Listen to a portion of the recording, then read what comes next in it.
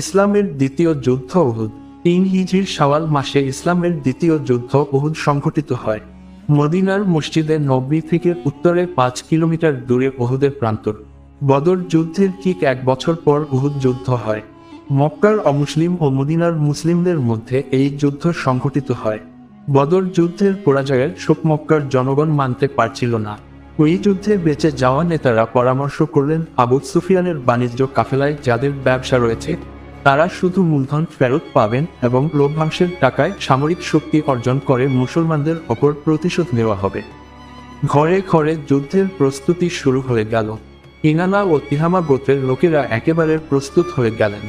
হাবশীরা বর্ষা নিক্ষেপে পারদর্শী, তাদের তীর লক্ষ্যভ্রষ্ট হয় না। তাই ওয়াহশী নামের এক হাবশী কৃতদাসকে মুসলমানদের হত্যার বদলে মুক্তির প্রলোভন দেওয়া হয়। যুদ্ধের সার্বিক প্রস্তুতি শেষে মদিনার দিকে রওনা হয় আবু সুফিয়ানের নেতৃত্বে ৩,০০০-এর বেশি যোদ্ধা। তাদের মধ্যে ৭০০ যোদ্ধা ছিল বর্ম পরিহিত, ছিল ২০০ ঘোড়া ও ৩,০০০ উট। সঙ্গে নেওয়া হলো নারীদের। তাদের কাজ ছিল গানে গানে যোদ্ধাদের মনোবল চাঙ্গা রাখা। অপরদিকে মুসলিম বাহিনীর মোট সেনা সংখ্যা ছিল ১,০০০। এর মধ্যে ১০০ জন বর্ম পরিহিত ছিলেন এবং ৫০ জন ছিলেন অশ্বারোহী। হযরত মুহাম্মদ সাল্লাল্লাহু আলাইহি ওয়াসাল্লাম মুসলিম বাহিনীকে ৩ ভাগে বিভক্ত করেন। এগুলো হলো মুহাজির বাহিনী, আওজ বাহিনী ও খাজরাজ বাহিনী। এই ৩ বাহিনীর সেনাপতি ছিলেন যথাক্রমে মুসাব ইবনে উমাইর, উসাইদ ইবনে হুজাইর ও হুবাব ইবনে মুনজির। মুসলিম বাহিনী মদিনা থেকে যুদ্ধের জন্য বের হয়। তারা সাউতন নামক স্থানে পৌঁছানোর পর যুদ্ধে অস্বীকৃতি জানান আব্দুল্লাহ ইবনে উবাই এবং তিনি তার ৩০০ অনুসারী নিয়ে দলত্যাগ করেন। তখন বাকি ৭০০ সৈনিক নিয়ে মুসলিমরা উহুদের দিকে যাত্রা করেন। যাত্রাপথে প্রতিপক্ষের মুখোমুখি না হওয়ার জন্য ভিন্ন পথ অবলম্বন করা হয় এবং পথ প্রদর্শক ছিলেন আবু খায়সামা। এ সময় প্রতিপক্ষকে পশ্চিমে ছেড়ে দিয়ে বনি হারিসা গোত্রের শস্যক্ষেতের মধ্য দিয়ে ভিন্ন একটি পথ অবলম্বন করে উহুদের দিকে মুসলিম বাহিনীকে নিয়ে যাওয়া হয়। মল্লযুদ্ধের শুরুতে অমুসলিম বাহিনীর পতাকাধারী তালহা ইবনে আবি তালহা এগিয়ে এলে হযরত আলী রাদিয়াল্লাহু তাকে আক্রমণ করেন। এতে তালহা নিহত হন। আবু সুফিয়ানের অশ্বারোহী বাহিনী দুবার গিরিপথে প্রবেশের চেষ্টা করে ব্যর্থ হয়ে ফিরে গেল। তারা রণের ভঙ্গ দিয়ে পালাতে লাগল। এদিকে উহুদের প্রান্তরে ছোট্ট আকারের পাহাড় জাবালের রুমা অর্থাৎ রুমা পাহাড়ের নবীজি ৫০ জন তীরন্দাজ সাহাবীকে নিযুক্ত করে বলেছিলেন, আমাদের জয় পরাজয় যাই হোক, তোমরা এখানে থাকবে। রাসূল সাল্লাল্লাহু আলাইহি ওয়াসাল্লাম তাদের আব্দুল্লাহ ইবনে জুবাইর রাদিয়াল্লাহু এর নেতৃত্বে থাকার নির্দেশ দিয়েছিলেন। শত্রু বাহিনীকে পালাতে দেখে নিজেদের জয় হয়েছে ভেবে তারা নবীজির নির্দেশনার কথা ভুলে যান এবং গনিমতের মাল সংগ্রহে ব্যস্ত হয়ে পড়েন।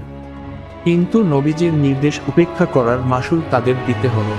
যখন তীরন্দাজরা গনিমতের মাল সংগ্রহে ব্যস্ত ছিলেন তখন অমুসলিম বাহিনী গিরি অতিক্রম করে মুসলমানদের পেছনে দিক থেকে আক্রমণ করে তাদের ছত্রভঙ্গ করে দিন। অনাকাঙ্ক্ষিত এই পরিস্থিতিতে মুসলমানরা দিকবিদিক ছুটতে লাগলেন।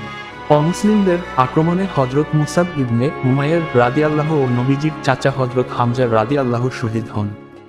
হযরত মুসাব ইবনে উমাইর রাদিয়াল্লাহু এর দেহ অবয়ব নবীজির সঙ্গে সাদৃশ্য ছিল।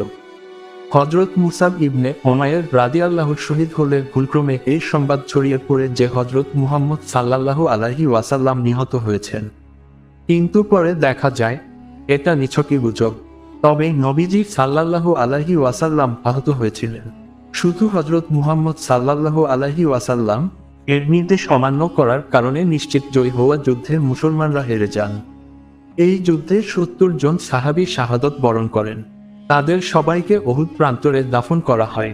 উহুদ যুদ্ধে যেসব শিক্ষণীয় বিষয় রয়েছে সে সম্পর্কে আল্লাহ তাআলা সূরা আল ইমরানের ১২১ নম্বর আয়াত থেকে শুরু করে ১০৭ নম্বর আয়াতের মধ্যে বর্ণনা করেছেন।